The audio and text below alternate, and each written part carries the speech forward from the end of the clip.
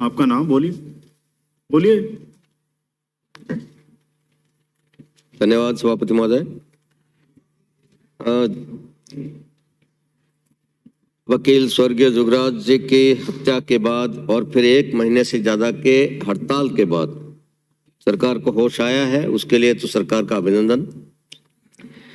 इसमें भी जिस मजबूरी में आप ये लाए हैं उसको लेकर स्पष्ट हो रहा है, आपने जो इसमें प्रोविजन किया है उनका भी सारा विरोध हुआ और विरोध के बाद आप वापस ले रहे हैं। कुछ सुझाव मैं भी देना चाहूँगा। एक तो जो मुवक्किल और वकील का रिश्ता कोर्ट की नज़र में तब कायम होता है जब उसका वकालतनामा कोर्ट में पेश हो जाए, लेकिन हकीकत में तो वो रिश्ता उस दिन शुरू हो जाता है, उस पल शुरू हो जाता है जिस पल मुवक्किल वकील के पास जाके पहली बार सलाह मांगता है कि मेरे साथ ये हुआ और मुझे क्या करना चाहिए।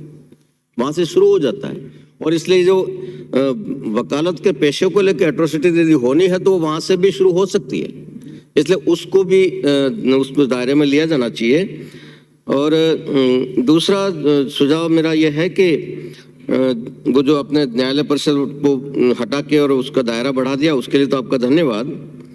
लेकिन वकील के ऑफिस का एक महत्वपूर्ण हिस्सा होता है मुंशी, उसके साथ भी वही होता है कई बार, और हो सकता है जो वकील के साथ हो सकता है, वकील के परिवार के साथ हो सकता है, वो एक महत्वपूर्ण हिस्सा है। उसको आप बिल्कुल ही भूल गए, उसको भी शामिल किया जाना चाहिए इसमें। और फिर जो आप लाए हैं धारा 11 दुरुपयोग वाली, जो धारा 10 कर दिया आपने, मेरा निवेदन है कि कौन सा कानून ऐसा है जिसका दुरुपयोग नहीं होता। 323 से लेकर 302 तक हर धारा का दुरुपयोग होता है। Atrocity act, SC/ST atrocity act का दुरुपयोग नहीं होता क्या? सरकार ऑन रिकॉर्ड मान चुकी है 50% से ज्यादा फर्जी पाए गए वो केस।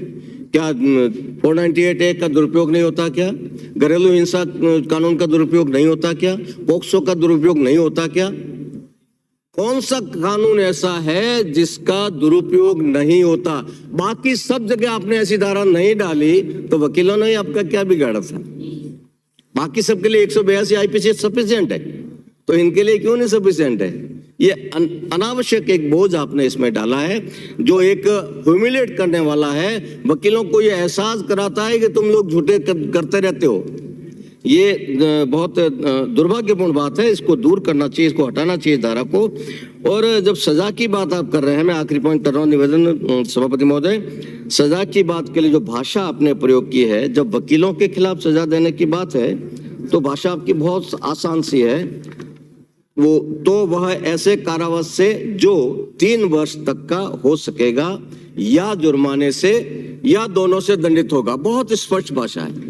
लेकिन जब वकील के प्रति, अपराध करने वाले के प्रति जब भाषा आपने प्रयोग की है, वह दोनों में से किसी भांति के कारावास 3-4 तरह के होते हैं क्या? दोनों में से किसी भांति के कारावास से जिसकी अवधि 2 वर्ष की हो सकेगी और जुर्माने से जो 25,000 रुपए तक का हो सकेगा दंडित किया जाएगा। यह भाषा थोड़ी सी कंफ्यूजिंग है।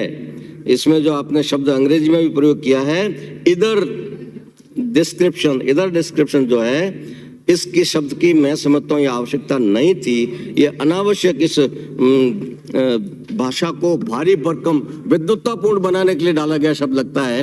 जैसे धारा 11 में आपने सरल शब्दों में किया है, वैसा इस धारा 5 में भी सरल शब्दों में किया जा सकता है, उसका संशोधन करना चाहिए। और एक बार फिर मैं आपसे निवेदन करता हूँ कि इसको सच्चे मन से लाइए। यदि वास्तव में आप प्रोटेक्शन देना चाहते हैं तो ये भारी मन से दबाव में आकर लाए हैं, ऐसा जो लग रहा है वो नहीं लगना चाहिए। सच्चे मन से लाइए, वकील और मुंशी दोनों का भला सोचते हुए लाइए, और ये वो दुरुपयोग वाली धारा बिल्कुल हटाते हुए 182 सफिशिएंट मानते हुए इसको आगे बढ़ाना चाहिए। यही मेरा निवेदन है। धन्यवाद। श्रीमती शोभा चौहान।